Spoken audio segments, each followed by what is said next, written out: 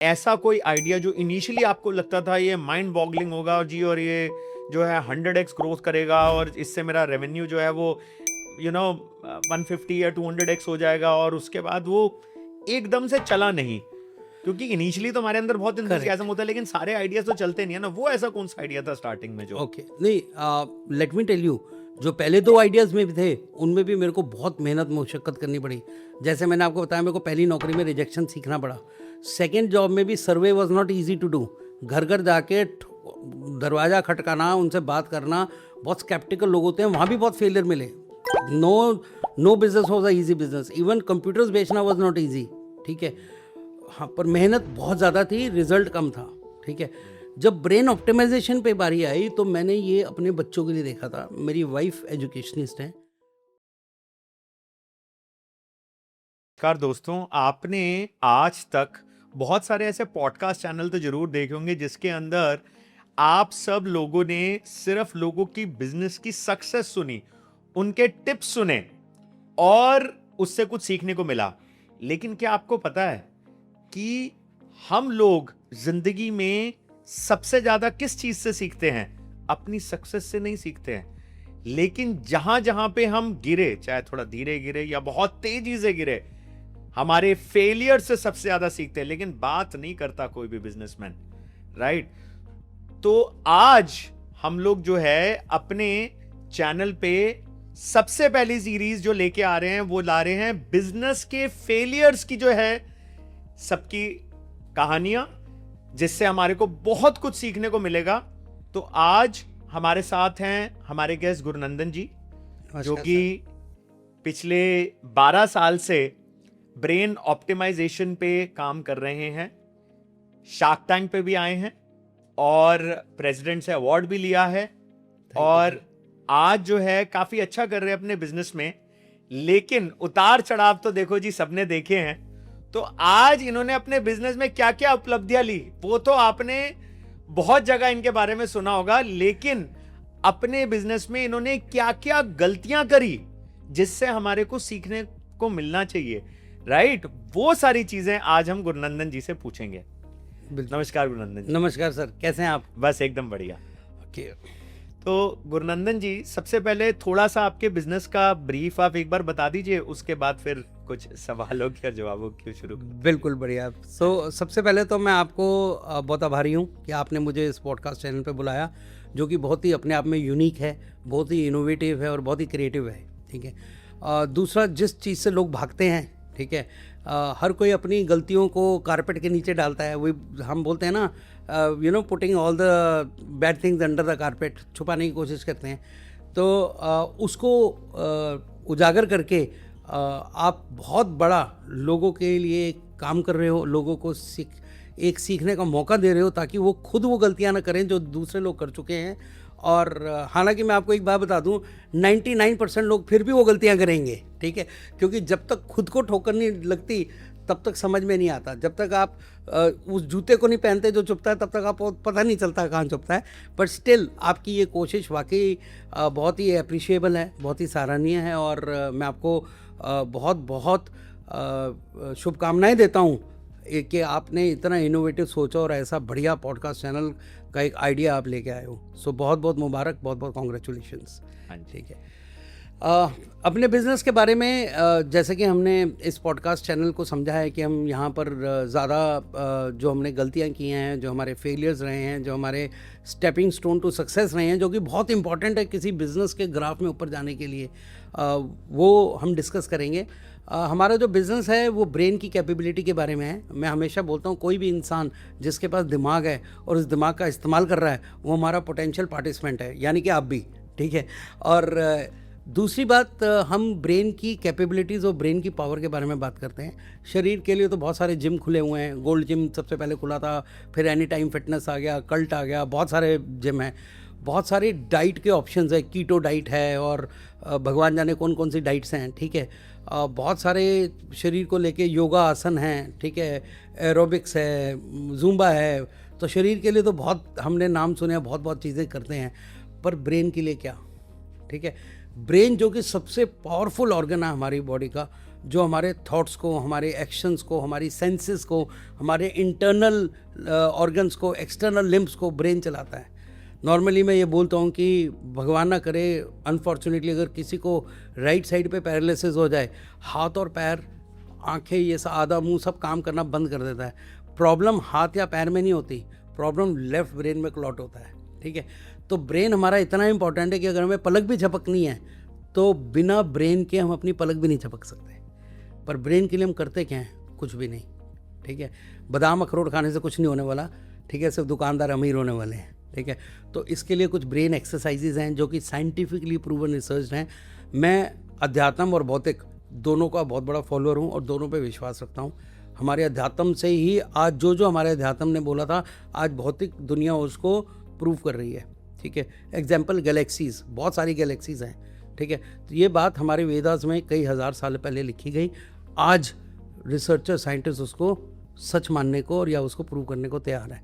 तो जितना भौतिक इम्पॉर्टेंट है, साइंस इम्पॉर्टेंट है, उतना हमारे अध्यात्म भी इम्पॉर्टेंट है। और दोनों का बेस्ट निकालना सबसे अच्छी बात है, ठीक है। तो जैसे हमारे सक्सेस इम्पॉर्टेंट है, वैसे हमारे फेलियर भी इम्पॉर्टेंट है, क्योंकि सक्सेस से आपको मोटिवेशन, इंस्पिरेशन, कॉन्फिडेंस मिलता है। पर सीखने का, लर्निंग का सबसे बड़ा सूत्र जो है वो हमारा फेलियर है, ठीक है। तो फेलियर ने भी बहुत कुछ मुझे सिखाया और आज मैं बिल्कुल ओपन माइंड से, ओपन थॉट प्रोसेस से सब कुछ आपसे शेयर करने को तैयार हूँ कि कहाँ कैसे कैसे फेलियर हुआ, क्या रीज़न रहा। और मैं ज़िंदगी में एक चीज़ मैंने बहुत अच्छी ज़िंदगी में कहीं पढ़ी थी और सीखी थी कि जो दो तरह के माइंडसेट होते हैं, क्योंकि हम माइंड पे काम करते हैं, fix mindset and growth mindset, ठीक है। फिक्स माइंडसेट वाले लोग क्या गलतियां करते हैं और ग्रोथ माइंडसेट वाले लोग क्या सही करते हैं, ये मैंने पढ़ा था। उसमें मैंने सबसे इम्पॉर्टेंट चीज़ जो गांठ बांध ली थी वो थी, जो ग्रोथ माइंडसेट वाले हैं वो कभी भी दूसरों पे ब्लेम गेम नहीं खेलते हैं, ठीक है। फिक्स माइंडसेट वाले हर चीज़ के लिए दूसरों को ब्लेम करते हैं। तो आपके चैनल के माध्यम से मैं ये बताना चाहूँगा कि जो भी गलतियाँ मैंने की या जो भी गलतियाँ बिज़नेस में हुई, उन सब की रिस्पॉन्सिबिलिटी मेरी है, क्योंकि ये बच्चा, ये बिज़नेस, ये सब मेरा है। तो गलतियाँ भी मेरी हैं, ओनरशिप मेरी है, उसको ठीक करने का काम भी मेरा है और उसको सक्सेस में कन्वर्ट करने का काम भी मेरा है, ठीक है। तो सबसे पहला मैसेज मैं आपको ये बोलना चाहूँगा कि जो भी फेलियर्स हैं, जो भी गलतियाँ हैं, वो सब मेरी हैं। ये आपने बहुत अच्छी बात बोली गुरुनंदन जी। और पहला सवाल करने से पहले मैं इसमें कुछ एडिफाई करना चाहूँगा।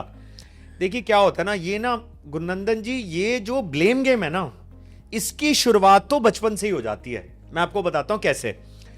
भाई जब बच्चा गिरता है तो मम्मा हमारी जो है वो जमीन को थप करी, अरे मारा मेरे बच्चे को, अरे भाई बेवकूफ तुम्हारा बच्चा है, वो बेचारा गिर गया। अब उसे बोलो भाई आराम से चल, तू जो है गिरा क्यों, देख के चला कर आगे। उस समय अगर समझा दिया होता तो उसे वो ब्लेम गेम की आदत नहीं पड़ती। और वो ब्लेम गेम्स जो है ना, वो धीरे धीरे इतनी बढ़ती चली जाती है कि हम स्कूल में अगर हमारे अच्छे मार्क्स नहीं आए तो जी टीचर ने अच्छा नहीं पढ़ाया। अरे भाई तूने कितना एफर्ट डाला, टीचर और स्टूडेंट की तो पार्टनरशिप होती है, 70% तो तेरा एफर्ट है मेरे बच्चे। उसके बाद फिर जो है जब हम बिजनेस जॉब करते हैं तो परफॉर्मेंस नहीं आ रही तो मेरा बॉस बड़ा टॉर्चरस है जी। उसके बाद चल यार तू बिजनेस ही कर ले भाई, अगर तुझसे जॉब नहीं हो रही तो तूने बिजनेस करा। और उसके बाद फिर वहां पे जी शुरू, अरे यार मेरा स्टाफ काम नहीं करता जी, मेरे इन्वेस्टर पैसे नहीं देते जी, मेरा बैंकर परेशान करता है जी।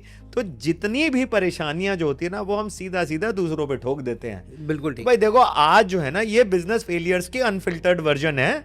तो किसी को अगर कोई बुरी बात लग रही होगी तो उसके लिए सॉरी, लेकिन ये बात जिंदगी की सच्चाई है। तो ये ब्लेम गेम को करना छोड़ के हमारे को, जिस तरीके से गुरुनंदन जी ने बहुत अच्छी बात बोली कि सारी की सारी जो जिम्मेदारी है ना वो मेरी खुद की है। तो उससे पहला सवाल लेते हैं गुरुनंदन जी। देखो जब बिजनेस स्कूल भी बहुत छोटा था तो 88 में मैंने अपनी 10th पास की थी। तो उस समय में ऐसी कोई कोचिंग क्लासेस, ऐसे कोई गाइडेंस करने वाला कि तुम इंजीनियरिंग कर लो या डॉक्टर्स के उस फील्ड में चले जाओ ना, मेरा इंटरेस्ट था डॉक्टर इंजीनियर में। तो मेरा इंटरेस्ट शुरू से बिज़नेस वर्ल्ड में था, तो मैं बिज़नेस मैगजीन्स पढ़ा करता था उस टाइम पे। बिज़नेस इंडिया, बिज़नेस टुडे, ऐसी मैगजीन्स आती थी, उसमें मेरा ज़्यादा इंटरेस्ट था। तो 10th क्लास के बाद मैं अपने ग्रैंड पेरेंट्स के पास दिल्ली आया, तो न्यूज़पेपर में एक निकली हुई थी जॉब ऑफ़र, अभी तक मेरे को याद है, उसका नाम था प्रतीक एजेंसीज 4 पंजाबी बाग, ठीक है। और वॉक इन इंटरव्यू से सेल्समैन चाहिए थे। तो मैंने कहा 2 महीने की छुट्टियाँ, पूरा 2 महीने की छुट्टियाँ थी, तो लेट्स मेक सम मनी, ठीक है, एंड टेक सम एक्सपीरियंस। तो मैं घुस गया वॉक इन इंटरव्यू में। उन्होंने बोला आप तो बच्चे हो, आप तो 16 साल के हो। तो मैंने कहा 15 साल के बाद तो अलाउड है, गवर्नमेंट ऑफ इंडिया भी 15 साल के बाद बाल मजदूरी नहीं होती है, ठीक है। तो सेकेंडली उन्होंने बोला आपको कोई एक्सपीरियंस तो है नहीं और आप बहुत यंग हो। मैंने उनको बोला आपको रिजल्ट से मतलब है या एक्सपीरियंस से मतलब है? तो जिस तरह के मैंने जवाब दिए तो वो थोड़े से इंटरव्यू हो गए। उन्होंने बोला ठीक है यार, रख के देख लेते हैं लड़के को। तो मेरा काम था एक टेबल पे डॉक्टर सबरवाल, अभी तक मेरे को याद है, कानपुर के, उनके कुछ ऐसे प्रोडक्ट्स थे जैसे कि टेलकम पाउडर था, माउथ फ्रेशनर था उस ज़माने में, ठीक है, मिंट वाला, और कुछ ऐसे प्रोडक्ट्स थे, कॉस्मेटिक प्रोडक्ट्स थे जो कि डॉक्टर सबरवाल के थे और उनको बेचना था। तो दुकानदार स्पेसिफाइड थे उनके, वहाँ टेबल पहुँचा हुआ होता था, मेरे को जाना होता था, टेबल खोलना होता था, टेबल क्लॉथ बिछाना होता था, वो पेटी होती थी, पेटी में से प्रोडक्ट डिस्प्ले करने होते थे।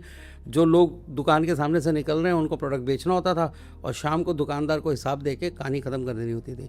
उस ज़माने में मेरे को 30 रुपये पॉकेट मनी मिलती थी मेरे पिताजी से, 30 रुपीज़ अ मंथ, और वो जो मेरी नौकरी थी वो 40 रुपये पर डे की थी, ठीक है।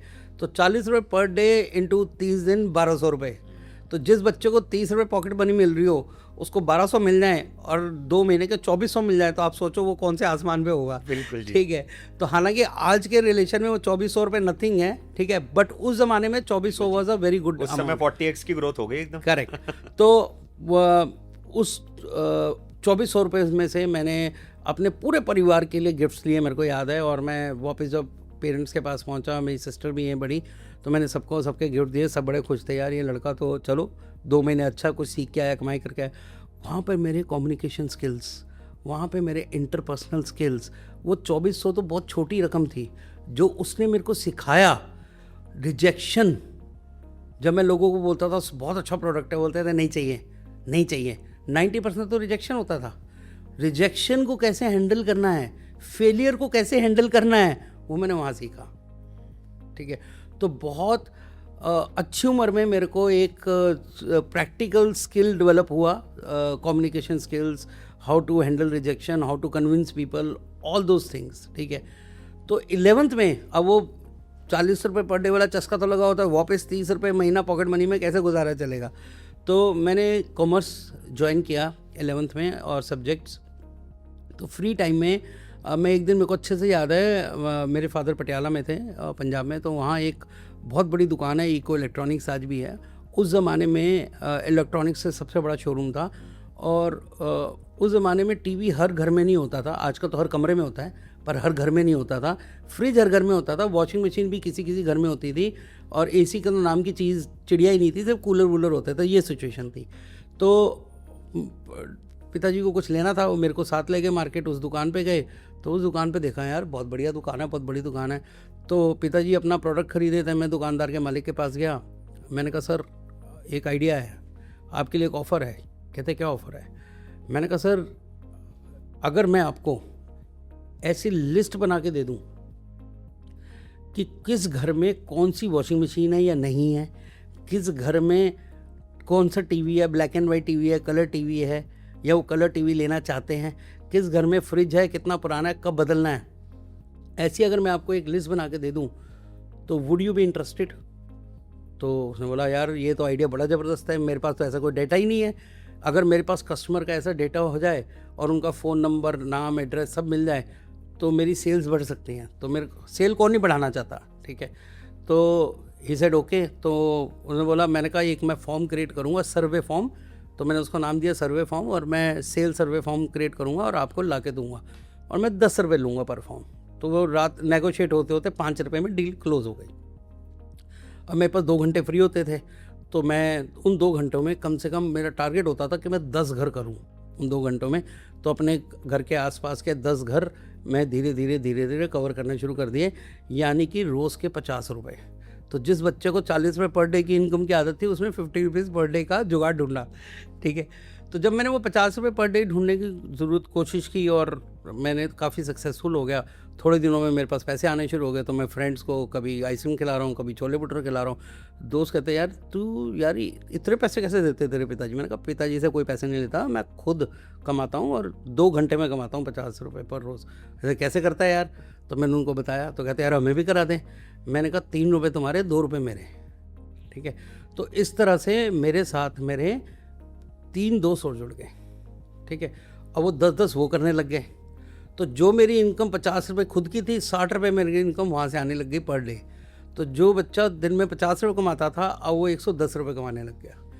तो ये 3-4 महीने कहानी चली और 3-4 महीने बाद मेरे पिताजी को पता चल गया कि ये इस तरह का काम कर रहा है। खूब डंडा परेड हुई मेरी, खूब जूते पड़े, गालियाँ पड़ी कि ये टाइम पढ़ाई पे फोकस करने का है, काम करने का नहीं है। Go back to your study and work, study and there is no need to work. और मेरा वो बिज़नेस बंद हो गया, ठीक है। पर उस बिज़नेस से मैंने सीखा बहुत, ठीक है। और एक थॉट प्रोसेस और एक आइडिया क्रिएट हुआ बिज़नेस का। हालांकि 4 महीने में वो बंद हो गया, ठीक है। 12th के बाद ग्रेजुएशन के टाइम पे मैंने प्रॉपर जॉब ज्वाइन कर ली, पिताजी से लड़ाई झगड़ा करके, और एक अच्छी कंपनी में जॉब मिल गई। 2005 की बात है, नहीं सॉरी 2005 नहीं, 1995 की बात है। मैंने एक कंपनी ज्वाइन की थी, किल्बर्न रेप्रोग्राफिक्स। मोदी ज़ेरॉक्स और किल्बर्न का आपस में कंपटीशन था।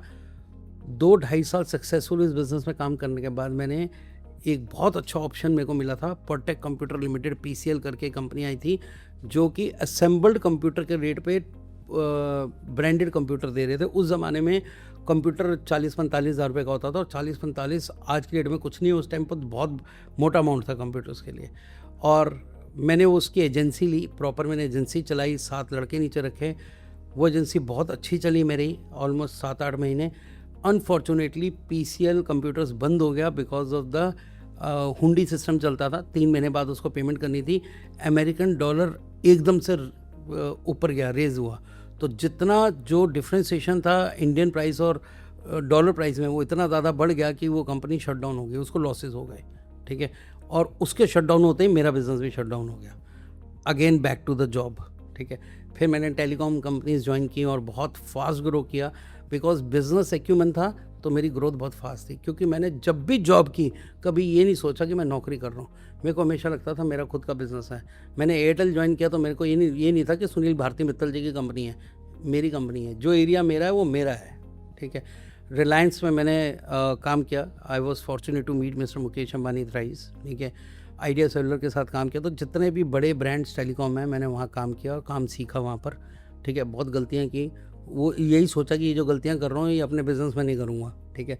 बिजनेस तो मुझे करना ही था, ठीक है। तो फिर ये जो आपने जब ब्रेन ऑप्टिमाइजेशन की शुरुआत करी, करेक्ट, तो ये तो आपके पास्ट वाले सक्सेस और फेलियर्स की बात हुई। करेक्ट। तो जो ब्रेन ऑप्टिमाइजेशन के काम में जो ऐसा कोई आइडिया जो इनिशियली आपको लगता था ये माइंड बॉगलिंग होगा जी, और ये जो है 100x ग्रोथ करेगा और इससे मेरा रेवेन्यू जो है वो 150 या 200x हो जाएगा, और उसके बाद वो एकदम से चला नहीं, क्योंकि इनिशियली तो हमारे अंदर बहुत इंतज़ाम होता है, लेकिन सारे आइडियाज तो चलते नहीं है ना। वो ऐसा कौन सा आइडिया था स्टार्टिंग में जो? ओके, नहीं, लेट मी टेल यू, जो पहले 2 आइडियाज़ में भी थे उनमें भी मेरे को बहुत मेहनत मुशक्कत करनी पड़ी। जैसे मैंने आपको बताया, मेरे को पहली नौकरी में रिजेक्शन सीखना पड़ा। सेकेंड जॉब में भी survey was not easy to do. घर घर जाके दरवाज़ा खटकाना, उनसे बात करना, बहुत स्केप्टिकल लोग होते हैं, वहाँ भी बहुत फेलियर मिले। No business was a easy business. Even computers बेचना वॉज नॉट ईजी, ठीक है। हाँ, पर मेहनत बहुत ज़्यादा थी, रिजल्ट कम था, ठीक है। जब ब्रेन ऑप्टिमाइजेशन पे बारी आई तो मैंने ये अपने बच्चों के लिए देखा था। मेरी वाइफ एजुकेशनिस्ट है और मैंने मलेशिया में ये फर्स्ट टाइम देखा था, और मैंने अपनी वाइफ को फ़ोन किया मलेशिया से। मैं पर्सनल ट्रिप पे गया हुआ था कि you have to come to Malaysia with kids for 1 month and we have to do this program. उस टाइम टेलीकॉम कंपनीज़ के मोटे पैकेज होते थे, मैं काफ़ी सीनियर लेवल पे था, मोटा पैकेज था, और हमें साल का 5-6 लाख रुपया इंसेंटिव मिलता था, जिसको हम बोलते थे PLI, परफॉर्मेंस लिंक इंसेंटिव। तो मैं 7 लाख रुपए खर्चने को तैयार था इस ट्रेनिंग प्रोग्राम के लिए, जो मैंने ब्रेन ऑप्टिमाइजेशन का अपने बच्चों को कराया। I got 2 lovely children. तो महक चैक, तो जो कि शार्क टैंक में भी लोगों ने देखा होगा उनको। तो जब मैंने अपनी वाइफ को बोला कि you have to come to Malaysia and do this, तो जब कॉस्टिंग हमने की थी तो लगभग 7 लाख रुपए का खर्चा था, ठीक है। वाइफ ने बोला, why only are children, there are so many children who require it, why don't you call the trainer here and we do the program here. तो मैंने एक प्रोग्राम स्पॉन्सर किया अपने सारे दोस्तों के बच्चों के लिए और ख़ुद के लिए, ठीक है। और मैंने पहला पायलट किया था अपना दिल्ली में 2014 में, जो कि बहुत सक्सेसफुल रहा in terms of results of the training program. और सभी मेरे फ्रेंड्स के बच्चे और मेरे बच्चे we were very happy as a parents. मेरे को लगा यार ये तो धांसू आइडिया। तो वाइफ ने बोला, यार हमेशा रोते रहते हो, कब तक लाला जी की नौकरी करूँगा, खुद का कुछ करना है। क्योंकि वो तो 11वीं क्लास में ही था कीड़ा, वो कीड़ा तो अंदर अंदर काट रहा था। तो वाइफ ने बोला, यार ये बहुत अच्छा प्रोग्राम है, let's do this, let this bring this to India. I said done, but एक शर्त पे, अगर तुम साथ रहोगी तो, बिकॉज ये एजुकेशन से रिलेटेड है, ट्रेनिंग से रिलेटेड है, मैं अकेला नहीं कर पाऊँगा, ठीक है, but you have to be with me. That is where my wife became the cofounder and my partner, ठीक है। प्रोग्राम, हम तो सातवें आसमान पे थे रिजल्ट के बाद, कि बच्चे का ब्रेन इतना ज़बरदस्त हो गया कि आंखों पे पट्टी बांध के भी बच्चा सब पढ़ रहा है, देख रहा है, सुन रहा है, सूंघ के टच करके सब बता रहा है। मैं कहे तो हर माँ बाप कराएगा, कौन? जैसे मैं कराने के लिए, मैं तो 7 लाख रुपए खर्चने को तैयार था। मैं कहा चलो 7 लाख छोड़ो, और माँ बाप 20-30-40 50 70 हज़ार, तो 70 हज़ार तो हर माँ बाप खर्च देगा ना। पर हम तो बड़े खुश। तो मैंने वो ट्रेनर को हायर किया, जो भी मेरी इन्वेस्टमेंट लगनी थी मैंने लगाई, ठीक है। और 7-8 महीने रिसर्च की कि साइंटिफिकली कितना प्रूवन है, ये है सब करने के बाद we jumped into it. So our personal experience became a global mission, ठीक है। पर वो ग्लोबल मिशन बहुत जल्दी धड़ाशायी हो गया, ठीक है। क्योंकि जब मैं समझाता था तो लोग बोलते थे, यार ऐसे कैसे पॉसिबल है। पहली बात तो विश्वास ही नहीं करना। दूसरी बात, जब हम बोलते थे ब्रेन ऑप्टिमाइजेशन या ब्रेन वर्ड आता था, उनको लगता था पागलों का डॉक्टर है, ठीक है, या ये इंसेन पे काम कर रहा है, ठीक है। तो बहुत ज़बरदस्त चैलेंजेस थे। फ्रैंकली स्पीकिंग, किसी भी नए कॉन्सेप्ट की मार्केट बनाना, भाई साहब ये कानों को हाथ लग गए, मजाक नहीं कर रहा हूँ। 10 साल लग गए मेरे को मार्केट क्रिएट करने में। पर अपन ने एक वो मूवी देखी थी, राइट, जब तक तोड़ेंगे नहीं या फोड़ेंगे नहीं तब तक छोड़ेंगे नहीं, ठीक है। तो अपन तो ज़िद्दी इंसान है, ठीक है। तो मैं तो कसम खा रखी है कि जब तक फोड़ूंगा नहीं तब तक छोड़ूंगा नहीं, ठीक है। बहुत सारे ऐसे वीक मोमेंट्स आए, बहुत सारे ऐसे टेस्टिंग टाइम्स आए, जब खाने के लिए पैसे नहीं थे, पेट्रोल लाने के लिए पैसे नहीं थे, बच्चों की फ़ीस लेट हो रही थी, जो कि आज तक कभी हुई नहीं थी। जब जॉब में था तो वाइफ को बोलता था शॉपिंग कर लो जो करनी है। हर साल एक गोल्ड कॉइन में अपने बच्चों के बर्थडे पे खरीदता था नौकरी के दौरान। हर साल बच्चे का बर्थडे आना, गोल्ड कॉइन 10 ग्राम का, ठीक है। 10 सिक्के 10-12 सिक्के इकट्ठे हो चुके थे, वो सब सिक्के बिक गए बिजनेस में, ठीक है। तो बहुत टफ टाइम देखे हैं लाइफ में, उन्हीं के बारे में बात करेंगे, ठीक है। और पहली बात, एक ऐसा नया कॉन्सेप्ट जिसकी कोई अवेयरनेस नहीं हो। मैं कह रहा हूँ आज भी मैं 5 क्वेश्चन आपसे ब्रेन के बारे में पूछ लूँगा, आप आंसर नहीं दे पाओगे, सिंपल क्वेश्चंस, ठीक है, बिकॉज हमें अवेयरनेस ही नहीं है। तो किसी भी चीज़ की मार्केट बनी बनाई होना, बिजनेस में आना आसान है। तो सबसे पहली और सबसे बड़ी गलती, सबसे महंगी गलती जो मैंने की, वो एक ऐसे बिजनेस में कदम रखा या ऐसे कॉन्सेप्ट को मैं इंट्रोड्यूस करने चला इस दुनिया को, जो कि मेरे लिए तो बहुत वाव फैक्टर था, ठीक है, कि ब्रेन कहाँ से कहाँ पहुँच जाएगा। पर दुनिया को समझ में नहीं थी, अवेयरनेस नहीं थी, समझ नहीं थी, और इतनी जल्दी आसानी से समझ आनी भी नहीं थी, ठीक है। तो हम डटे रहे, लगे रहे, बहुत सारी, भगवान ने बहुत मदद की। भगवान के आशीर्वाद के बिना मैं आज यहाँ आपके सामने नहीं बैठा होता, ठीक है। तो पहली गलती यही थी कि ऐसा कॉन्सेप्ट लाने का जोखिम उठाना, ऐसा कॉन्सेप्ट लाने का दम रखना जिसमें मार्केट में कोई अवेयरनेस नहीं है। बिल्कुल सही कह रहे हैं। देखिए क्या होता है ना कि generally time and tested products जो होते हैं उनको उतना गेस्टेशन पीरियड नहीं लगता है। तो देखिए, और नए कॉन्सेप्ट के लिए सबसे पहले तो प्रोडक्ट बेचने से पहले प्रोडक्ट की अवेयरनेस क्रिएट करवाना एक बहुत बड़ा कम्बरसम जॉब होता है। नीड क्रिएट करनी पड़ी। Yes yes yes. आप ऐसी मार्केट में नहीं उतरे जहां पे ऑलरेडी नीड थी, आप तो ऐसी मार्केट में उतरे जिसके अंदर पहले आपने नीड क्रिएट करी, फिर उसे वांट में बदला, फिर उसे बेचा सामान को। तो ऑब्वियस सी बात है कि ये भी एक बहुत बड़ा, और वो भी बिना किसी बैकअप के, बिना किसी बैकअप के। ना मेरे पिताजी बिजनेस में, ना मेरे दादाजी Yes. बिजनेस में, ना मेरे परदादाजी बिजनेस में, ठीक है। तो अपनी जनरेशन में जितनी 3-4 लाइन ऑफ जनरेशन मैं जानता हूँ, first generation attempt to become a businessman, yes ठीक है। यस। तो पता नहीं वो जीन्स में कहाँ से कीड़ा आया दिमाग में, but it was a very difficult situation. It was, देखो जिस इंसान को, सबसे बड़ी बात आदत, हैबिट, ठीक है, हैबिट बदलना बहुत मुश्किल है। Yes. जिस इंसान को 18 साल टेलीकॉम के पैकेज, टॉप लेवल के पैकेजेस थे, ठीक है। मेरे को शर्म नहीं आती बताने के लिए कि जब मैंने नौकरी छोड़ी तो मेरा पैकेज 40 लाख था, ठीक है। अब हर महीने जब 1 तारीख को 3 लाख कुछ टैक्स कटने के बाद 3 लाख कुछ का टंग करके मैसेज गिरता था, received 3 lakh something in your account, ठीक है। और आप वो हर 1 तारीख को आदत थी, वो सडनली बंद हो जानी, वो आदत बंद हो जानी, और खुद कुआं खोद के, खुद पानी निकाल के, खुद पीना। वहाँ तो मैं सेल्स हेड था, वहाँ पे मैं जनरल मैनेजर था, वहाँ मैं वाइस प्रेसिडेंट था, वहाँ मैं डिपार्टमेंट हेड था, 180 लड़कों की फ़ौज थी जिनको तनख्वाह मैंने नहीं दी थी, कोई और देता था, ठीक है। यहाँ पर झाड़ू भी मैं मार रहा हूँ, पानी भी मैं पिला रहा हूँ, बॉस भी मैं ही हूँ, सेल्समैन भी मैं ही हूँ, ट्रेनर भी मैं ही हूँ, सब मैं ही हूँ।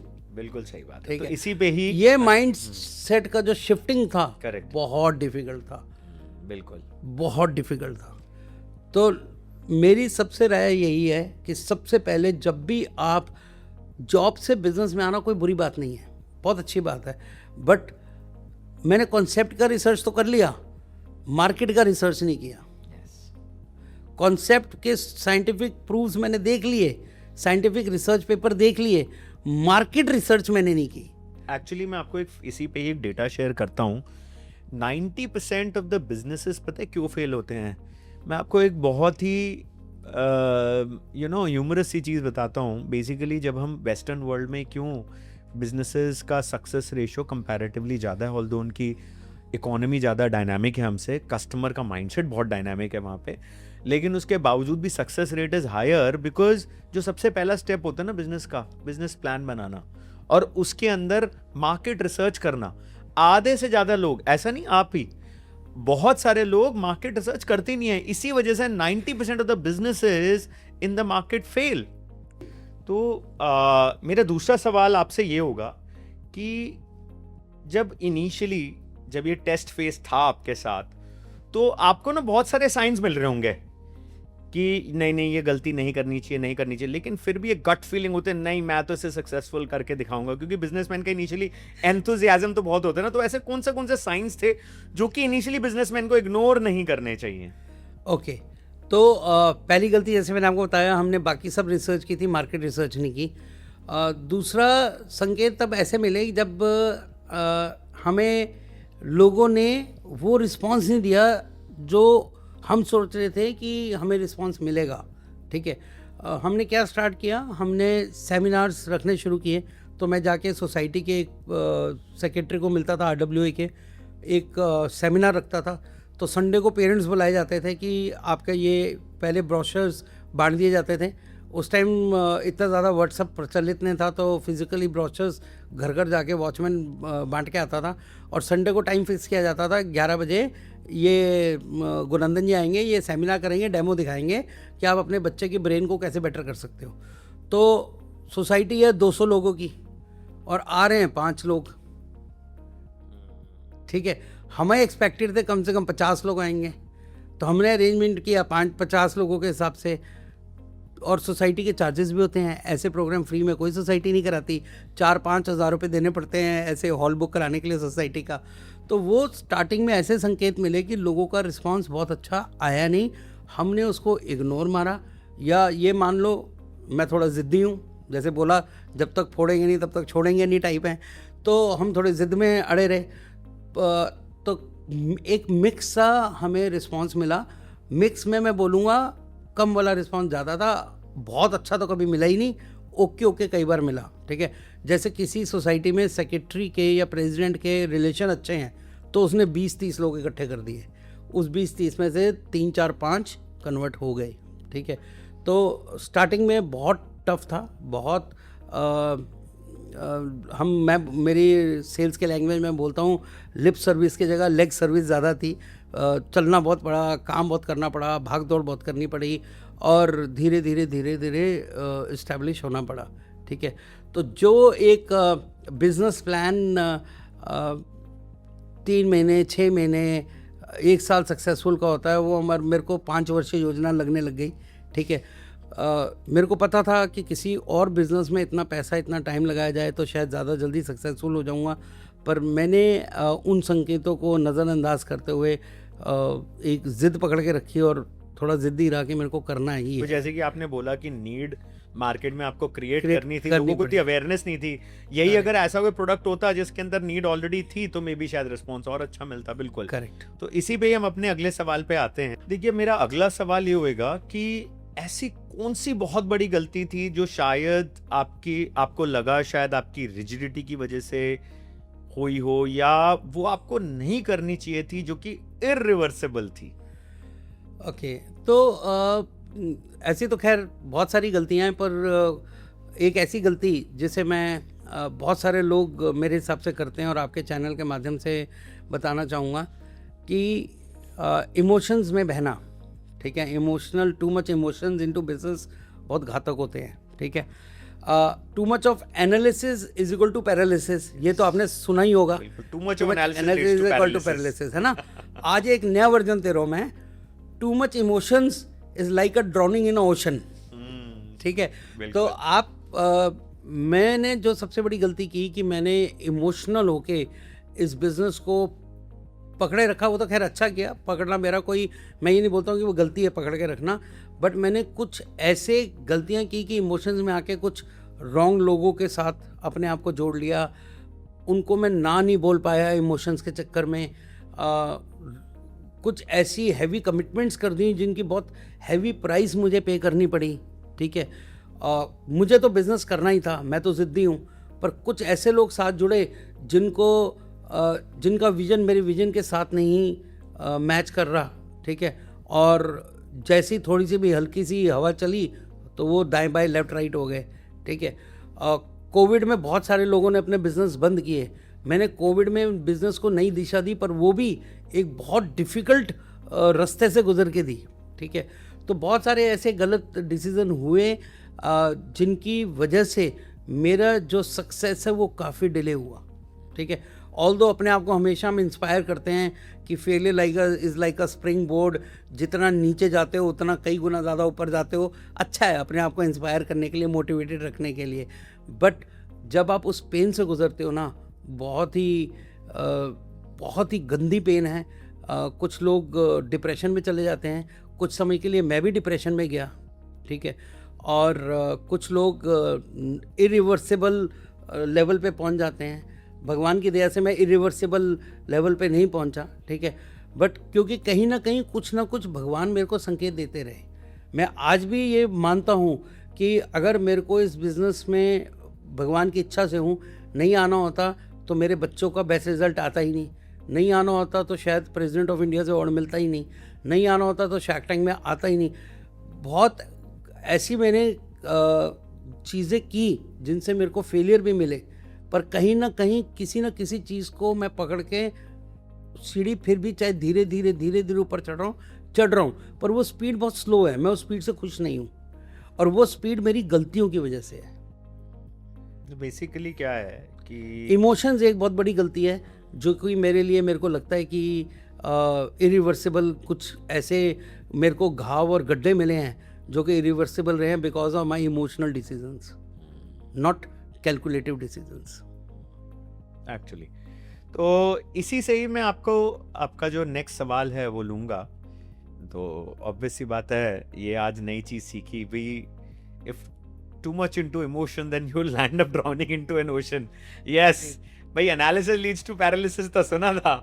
ठीक है, तो अगला सवाल लेते हैं तो मेरा अगला सवाल ये था भाई, देखो आपने बहुत सारी जगह आपने बताया, जैसे कि आपने कुछ कमिटमेंट जैसे कर दिए जिसको आप बाद में रिग्रेट करते हो, या सारी चीजें, ऐसा कोई मोड़ तो आया होगा जिससे वापस मुड़ना बिल्कुल नामुमकिन था, वो क्या था?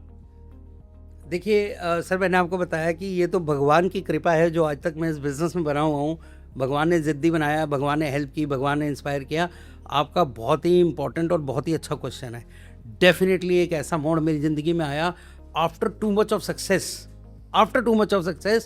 कि मेरे को लगा किश्ती अब डूबी की अब डूबी, अब डूबी की अब डूबी। ठीक है, वो ऐसा तूफान था मेरी ज़िंदगी में बिज़नेस में जो कि पार करना बहुत मुश्किल था। मेरे सारे ऑफिसेज बंद हो गए, मेरे बिजनेस टोटल बंद हो गया।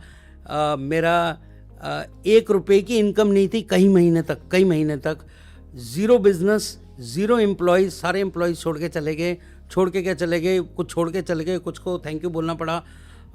मेरे 9 सेंटर्स खुल चुके थे, वो 9 सेंटर्स बंद हो गए। मैं कर्जदार हो गया। ठीक है, जिन लोगों ने इन्वेस्टमेंट की थी मेरे पे बिलीव करके, फ्रेंचाइजीज ने, उनका पैसा मैं अभी भी धीरे धीरे उतार रहा हूँ बिजनेस करके। ठीक है, वो एक ऐसा मोमेंट था जहाँ मैं, जैसे मैंने बोला, मैं ब्लेम गेम नहीं खेलना चाहूँगा। ठीक है, किसी ने मेरे को कंसल्टेंसी दी, उन्होंने बोला आपको इन्वेस्टर की क्या ज़रूरत है, आप फ्रेंचाइजी बनाओ, और उन्होंने एक ऐसा मॉडल मेरे को बना के दिया जिसको मैंने एक्सेप्ट किया तो मेरी गलती, जिसमें चाहे वो काम चले ना चले मुझे पैसा देना है, मुझे रिटर्न देना है। ठीक है, तो वो एक ऐसा गलत डिसीज़न था लाइफ का जो कि मैं ज़िंदगी में कभी नहीं लूँगा। और सब लोगों को, बिजनेसमैन को रिक्वेस्ट करूँगा, जब भी अपना बिजनेस मॉडल बनाएं कम से कम 10 लोगों को दिखाएं और डेविल एडवोकेट को तो ज़रूर दिखाएं। ठीक है, जो आपको गलत बोल रहा हो उसको ध्यान से सुने, उस पॉइंट को, मैं ये नहीं कह रहा हूँ कि आप बिज़नेस ना करें या उस चीज़ को ना करें, पर अगर कोई ऐसा इंपॉर्टेंट पॉइंट लेके आ रहा है जिससे आपको फ्यूचर में प्रॉब्लम हो सकती है, चाहे आपको लगे नहीं हो सकती, पर वो कागज़ कह रहा है कि हो सकती है, तो उसे नज़रअंदाज ना करें। इसी पे मैं एडिफाई करना चाहूंगा। बेसिकली क्या होता है ना, हम जब जाते हैं ना अपना फीडबैक लेने के लिए, तो जो भी क्रिटिसाइज करो, हमारे को बिजनेस में इतनी एक्साइटमेंट होती है, हम सोचते हैं अरे यार ये तो बेवकूफ, वैसे कुछ पता ही नहीं है। लेकिन let me tell you one thing, your critics are your best friends. You know what, बहुत सारी बार हम इन चीजों को इग्नोर कर जाते हैं जो कि बाद में हमारे को दिक्कत होती है। बहुत सारे लोग गारंटीड रिटर्न्स और ये सारी चीजें बोल तो देते हैं पहले, बिल्कुल उन्हें लगता है क्योंकि मेरा जो, लेकिन देखिए बिजनेस एक प्रोबेबिलिटी है, right? It has a 50% hit ratio and a flop ratio also. We don't want to see that flop ratio. इसी वजह से हम लोगों को ओवर कमिट कर देते हैं, खाई तो हम देखते ही नहीं है ना। यस, जो कि हमारे को करना नहीं चाहिए बिजनेस में। हमारे को प्रोज एंड कॉन्स देखते हुए जब भी हम अपने बिजनेस को किसी और को ऑफर करें, भाई गारंटीड रिटर्न नाम की चीज नहीं होनी चाहिए। यही मेरी सबसे बड़ी गलती थी।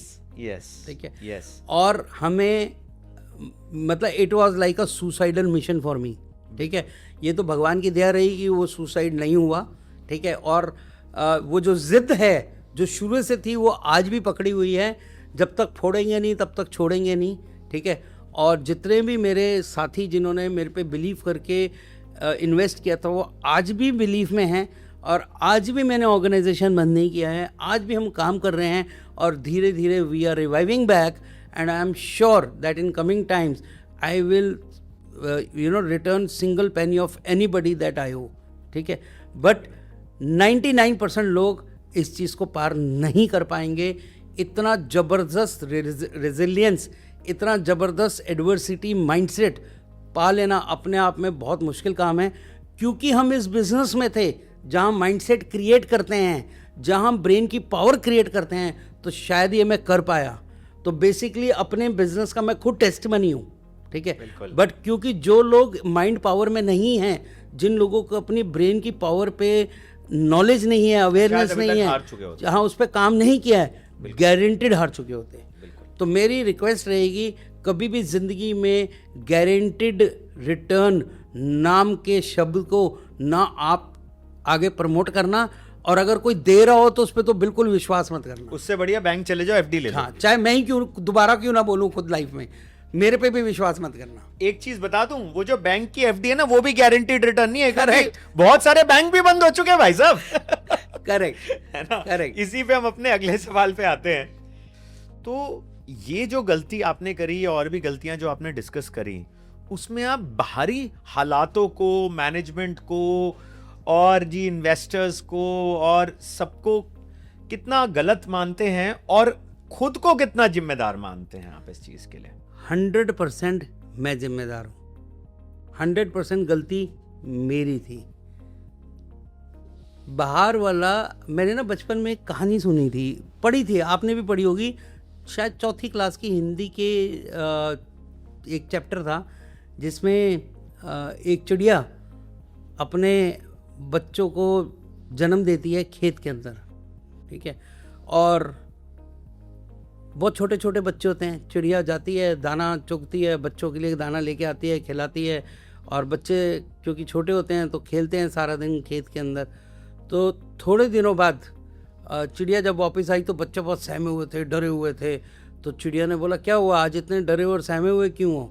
तो बोला कि आज ना खेत का मालिक आया था, किसान आया था, वो अपने बेटे के साथ आया था और वो बोल रहा था कि अब फसल कटाई का टाइम आ गया है, तो मैं कल तुम्हारे मामा को भेजूँगा, वो आके खेत काट देगा। तो अगर खेत काटेंगे तो हम भी कट जाएंगे उसमें, तो ठीक है, तो हम कैसे छुपेंगे, ठीक है, या तो कोई बिल्ली या कोई कौवा चील खा जाएगा हमें, या खेत में हम भी कट जाएंगे। तो उनकी माँ ने बोला, बेटा घबराने की, डरने की कोई ज़रूरत नहीं है, कुछ नहीं होगा, खेत कहीं नहीं कट रहा। तो ऐसे 2 4 5 दिन 7 दिन निकल गए, तो कोई नहीं आया खेत काटने। तो माँ रोज़ जाती थी, खाना लेके आती थी, बच्चे खाते थे, बच्चे खुश थे। थोड़े दिन बाद फिर 1 हफ्ते के बाद लगभग माँ जब वापस आई, चिड़िया वापस आई, तो उसके बच्चे फिर सहमे डरे हुए। तो बोला, माँ आज तो दोबारा किसान अपने बेटे के साथ आया था और उसने बोला, यार तुम्हारा मामा तो निकम्मा है, मैं तुम्हारे चाचे को भेजूँगा, वो आके खेत काट के जाएगा। तो माँ फिर हंस दी, बोलेगी कोई बात नहीं बेटा, कुछ नहीं होगा, तुम आराम से बड़े हो अपनी, क्योंकि उतने दिनों में उनका बॉडी बड़ी हो रही थी और वो ग्रो कर रहे थे और पंख भी निकल आए थे थोड़े थोड़े, पर उड़ नहीं पा रहे थे। तो माँ ने बोला, आपको टेंशन लेने की ज़रूरत नहीं है। तो वो फिर रोज़ सुबह जाती थी, खाना लेके आती थी, बच्चों को खिलाती थी और अच्छा जीवन चल रहा था। तो लगभग 1 हफ्ते तक फिर ऐसा चला, बच्चे निश्चिंत हो गए कि माँ तो सही बोलती है, कोई आता ही नहीं खेत काटने।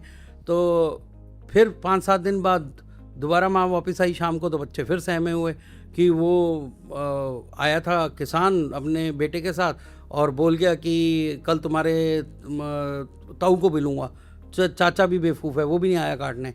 तो फिर माँ ने बोला कि टेंशन मत लो, कुछ नहीं होगा। तो ऐसे 20-25 दिन निकल गए और बच्चे भी निश्चिंत हो गए। तो लगभग 5-7 दिन बाद माँ वापस आती है, तो बच्चे खुशी खुशी माँ को बताते हैं, मम्मा कुछ नहीं होता, आज फिर किसान और उसका बेटा आया था और वो बोल के गया कि कल मैं खुद आऊँगा काटने। तो माँ बोली, बेटा अब उड़ने की प्रैक्टिस कर लो, अब तो उड़ना पड़ेगा, ठीक है। और माँ ने उनको उड़ना सिखाया और उड़ाया, क्योंकि अगले दिन किसान और उसका बेटा खुद खेत काटने आए और खेत काटा, ठीक है। तो जब तक खुद नहीं कुछ करते तब तक और कोई नहीं करने वाला। सही बात। तो बोलते हैं ना कि स्वर्ग जाने के लिए तो मरना पड़ेगा, है ना। तो आप मरे बिना तो जी हाँ, गए ही नहीं। बिल्कुल। तो सारी गलती, सारी ओनरशिप, सारे सीखने का जो दायित्व है मेरे बिजनेस में, वो मेरा है, क्योंकि बिजनेस मेरा है, भारी ताकतों का या भारी लोगों का बिजनेस नहीं है। देखिए, खुद पे ओनर्स लेना एक पब्लिक प्लेटफॉर्म पे बहुत बड़ी बात है, और जैसे कि मैंने बोला, ये अनफिल्टर्ड जो है बिजनेस फेलियर्स की स्टोरी है, और सारी की सारी चीज़ें जो कभी आपने गुरनंदन जी के मुंह से नहीं सुनी थी, वो यहाँ पे आपको सुनने को मिलेंगी, और उससे सीखना बहुत ज़रूरी है। ज़रूरी नहीं है कि खुद फेलियर करके ही सीखना है, दूसरों के फेलियर से भी सीखना है, राइट। इससे अब अपना अगला सवाल लेते हैं हम। इसको काटना है अब आगे को। अच्छा, अब ये ह्यूमन एलिमेंट एक बिजनेसमैन के तौर पर आपने अपनी पहचान पर इस नाकामी का क्या असर पड़ा है? नहीं, हाँ, डाल सकते हैं। हाँ, बिजनेस बंद तो करा ही नहीं हमने। जब कुछ बिगड़ रहा था तब आपने अपनी हिम्मत और अपनी टीम का भरोसा कैसे बनाए रखा? ये बहुत ये अच्छा क्वेश्चन है ना। देखिए क्या होता है, जैसे कि अगला सवाल ये है गुरनंदन जी की, आपने बताया ना, बहुत सारे लोग जरा से चिटर्स आते हैं और सब तितर बितर हो जाते हैं, उसी समय टेस्ट फेज आता है, क्योंकि जब अच्छा वक्त चल रहा होता है ना तब तो सारे अरे गुरुनंदन जी ये, गुरुनंदन जी वो, और जब बुरा वक्त आता है ना तभी पता चलता है जी कौन अपना है और कौन जो है बाहर वाला है। लेकिन उसके बावजूद भी देखो कुछ लोग तो ऐसे होंगे जिनको शायद आप पे फेथ होगा और उन्होंने बोला नहीं गुरुनंदन जी हैं तो सब कुछ हो जाएगा, लेकिन उनकी हिम्मत तो जरूर टूटी होगी। तो उनका भरोसा उस समय कैसे आपने जो है बनाए रखा? बहुत ही इंटरेस्टिंग, बहुत ही इम्पोर्टेंट पर डिफ़िकल्ट क्वेश्चन है, ठीक है। तो मेरा एक खुद का विचार और मानना, और मैं ये बात सबको बोलता हूँ जितने भी लोग मुझे मिलते हैं लाइफ में, filtration is a natural process, ठीक है। आप देखिए हर चीज़ में फिल्ट्रेशन होता है। यूवी रेज जब धरती तक पहुँचती हैं तो फिल्टर होके पहुँचती हैं ताकि हमारे लिए हार्मफुल नहीं रहती उतनी ज़्यादा, ठीक है। सेडिमेंटेशन हमने पढ़ा था, कैसे रॉक से फिल्ट्रेशन होता है, पानी कैसे फिल्टर होता है, हर चीज़ कैसे लाइफ में फ़िल्टर होती है। तो filtration is a natural process. वही चीज़ हमारे बिजनेस में भी है, ठीक है। लोग आएंगे, बड़े बड़ी बातें करेंगे, बड़े बड़े बाजे बजाएंगे और छोड़ के चले जाएंगे, ठीक है। और आपकी बर्बादी का भी कारण कई बार वो बहुत सारे लोग होते हैं। बहुत सारे लोग बड़ी बड़ी दोस्तियाँ दिखाएंगे, बड़े बड़े बातें करेंगे, जब बुरा वक्त आएगा तो कहाँ तितर बितर हो जाएंगे पता ही नहीं चलेगा, फ़ोन नहीं उठाएंगे, बात नहीं करेंगे। मेरे साथ भी ऐसा हुआ, ठीक है।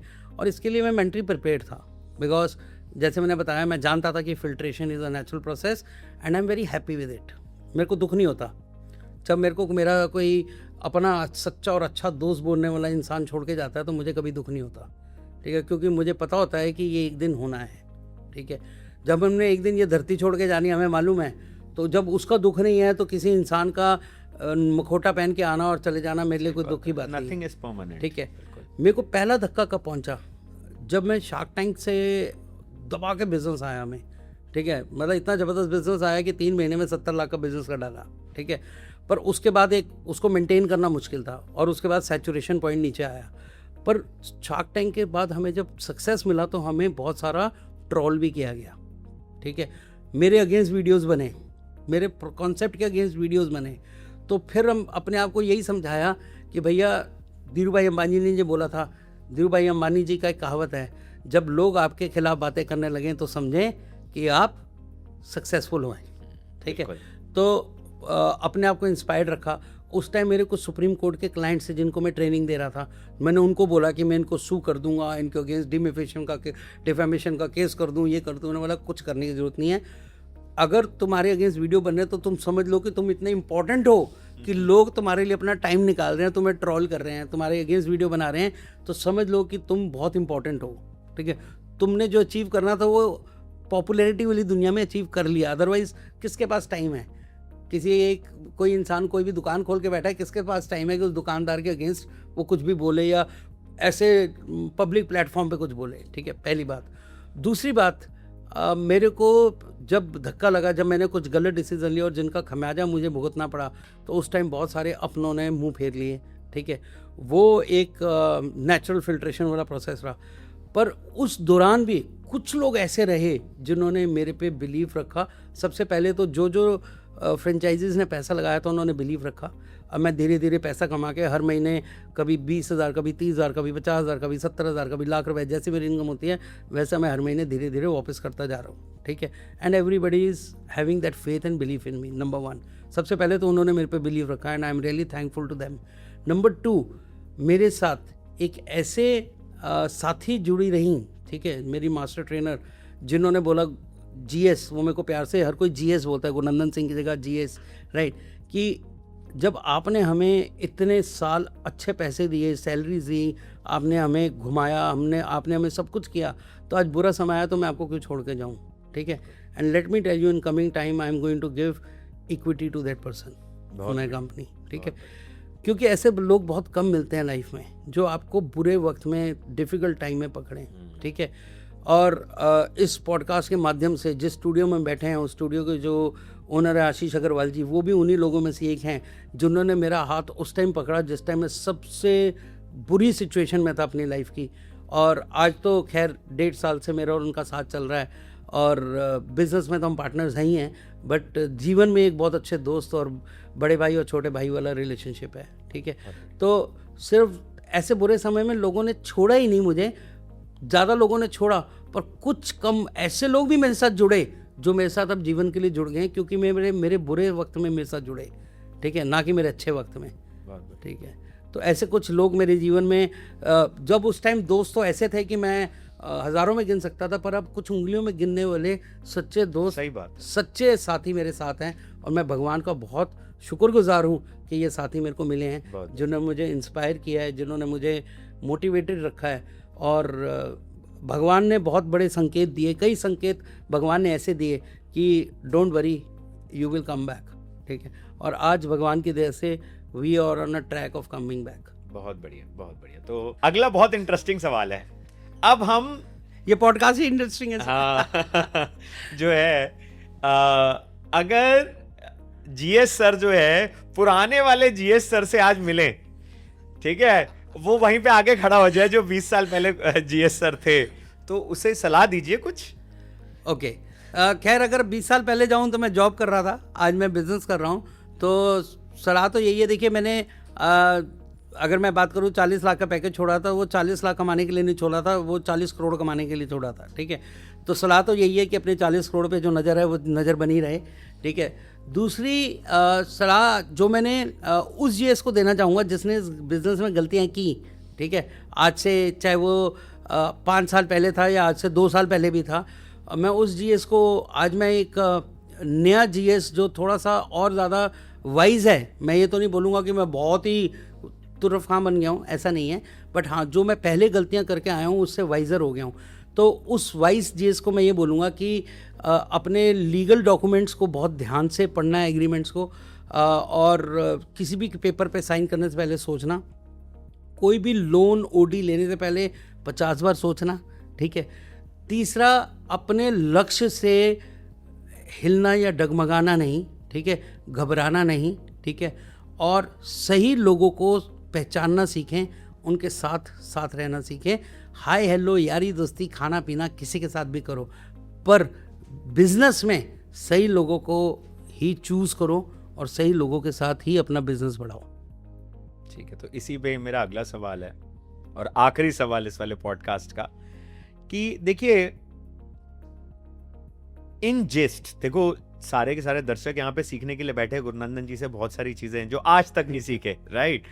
तो जिस्ट में वो ऐसी कौन सी चीजें थी जो आपने उन सारे फेलियर से सीखी, जो शायद आपको आते ही, अगर ये सुपर हिट प्रोडक्ट हो जाता आपका ब्रेन ऑप्टिमाइजेशन का, शायद वो बड़ी कामयाबी ने आपको नहीं सिखाया। जैसे शार्क टैंक के बाद आपने बोला एकदम से 70 लाख की सेल हुई, एकदम से हिट कर गया प्रोडक्ट, लेकिन बाद में बहुत सारे जिटर्स आए और पहले भी आए, राइट। तो ये जो नाकामियां थी, उन्होंने ऐसी कौन सी सीख थी जो शायद आपकी सक्सेस ने आपको नहीं दी? देखो, ये नाकामियां ही मुझे 100 करोड़, 200 करोड़, 500 करोड़, 5000 करोड़ का ब्रांड बनाएंगी। ये नाकामियां ही बनाएंगी, पहली बात। तो इन नाकामियों से भागना नहीं है, डरना नहीं है, और इन नाकामियों को फेस करना है। पहली बात, सबसे बात करो, ठीक है। जहां आपको डर लगता है उस डर को फेस करो, ठीक है। उसके बारे में समझो, सीखो, अच्छे लोगों से सलाह लो, जेन्युइन लोगों से सलाह लो, उस डर को फेस करो।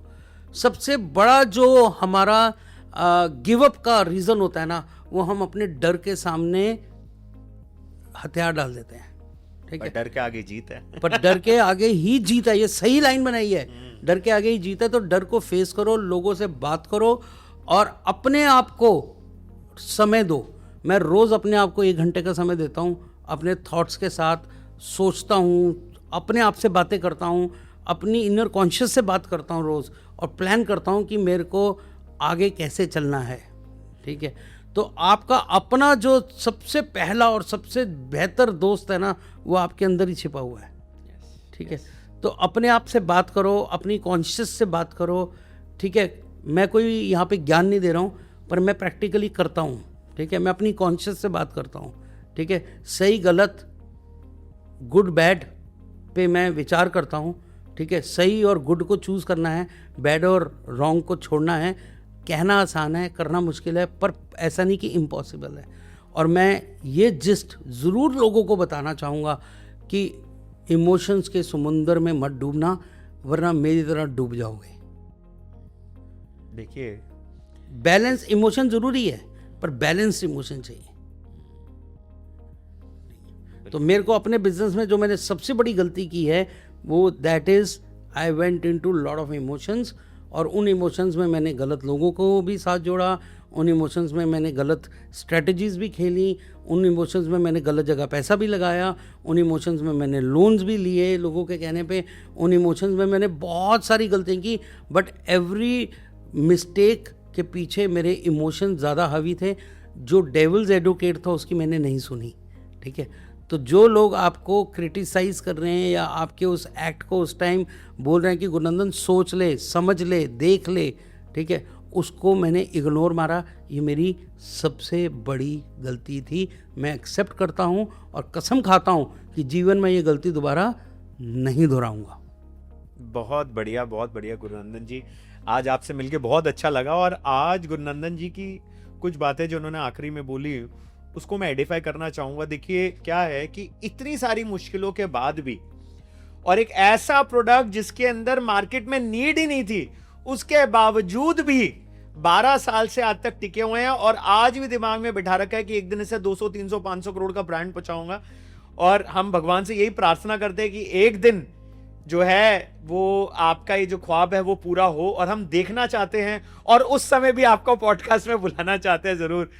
लेकिन देखिए क्या होता है, हम बहुत सारे लोगों में ये दिक्कत होती है जो कि गुरुनंदन जी के अंदर नहीं है, कि कई बार ना हम लोग अपनी सक्सेस के बिल्कुल कस्ब तक पहुंच जाते हैं बहुत सारी मुश्किलों के बाद, और वहां से जब जर्नी की शुरुआत होनी होती है ना, वहीं पे ही हम पीछे मुड़ जाते हैं। तो ये एक बहुत बड़ी गलती होती है। और लास्ट में मैं यही बोलना चाहूंगा कि जो जहाजों को डुबा दे उसे तूफान कहते हैं, और जो तूफानों से टक्कर ले उसे इंसान कहते हैं। और उन्हीं कुछ इंसानों में से बहुत बड़ी मिसाल है गुरुनंदन जी। और आज आई होप आप सब लोगों ने बहुत कुछ सीखा होगा इनसे। और जरूरी नहीं है, मैं रिपीट करूंगा, कि हम अपने ही फेलियर से सीखें, दूसरों के फेलियर से भी जरूर सीखें। मैंने तो बहुत कुछ सीखा है दूसरों के फेलियर से, और आप लोग भी सीखे। इसी वजह से ये सीरीज हमने शुरू करी। और आप लोग जरूर बताइएगा कमेंट्स में कि आपको ये वाली पॉडकास्ट हमारी कैसी लगी और क्या क्या सीखने को मिला। और ऐसे ही बहुत सारे एंटरप्रेन्योर्स की फेलियर स्टोरीज को, सक्सेस स्टोरीज नहीं, फेलियर स्टोरीज को अनफिल्टर्ड वे में लेके आते रहेंगे हम अपनी इस पॉडकास्ट में। तब तक के लिए, अगली पॉडकास्ट तक के लिए आप सबको नमस्कार, जय हिंद, जय Bharat. Thank you sir, thank you so much.